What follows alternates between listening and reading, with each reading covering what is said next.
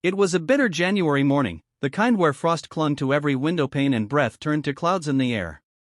Jonathan Miller, a widowed father of two living in the outskirts of Lincoln, Nebraska, had just sent his kids off to school. He made his way to the old wooden shed behind his house, planning to retrieve a snow shovel buried under last summer's tools. But as he pulled open the creaky door, he froze. There, huddled together under tattered blankets, were 6 shivering children and a bruised, terrified woman. The children looked like stair-steps in size, from a toddler to a boy who couldn't have been older than 12.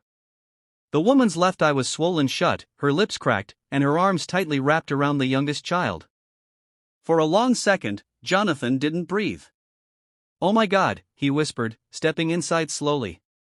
The woman flinched. "Please," she croaked, her voice dry and raspy. "We didn't mean to trespass. We'll go. Just don't call the cops." Jonathan knelt beside her, pulling off his coat. "No one's going anywhere. You all need help." The woman broke into tears, her face crumbling with exhaustion. That moment became the turning point in both their lives. Her name was Rachel. She had run from an abusive husband who had broken every promise he ever made, first with his fists, then with silence. She'd left in the dead of night with the children, 4 were hers, 2 were her late sister's, and nowhere to go. For days, they'd hidden in abandoned buildings, eating from dumpsters, until they stumbled into Jonathan's backyard. Jonathan wasn't a rich man. He worked as a mechanic during the day and did odd jobs on weekends to make ends meet for his own kids, Emily and Ben. But he couldn't let 7 lives fade in the cold. So he made a decision that would raise eyebrows all across town. He brought them inside.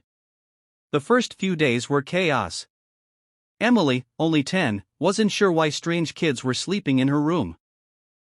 Ben, a year older, felt uneasy with so many new faces at the breakfast table. And the townsfolk?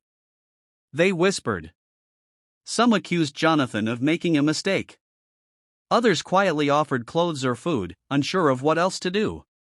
But Jonathan stayed steady. He cleared out his garage, turned it into a sleeping space with heaters and blankets. He worked double shifts to buy groceries. He enrolled the kids in school using his address and spent his evenings tutoring them when teachers noticed they had fallen behind. Rachel, though still healing, tried to help. She cooked, cleaned, and slowly began to smile again. But inside, guilt gnawed at her.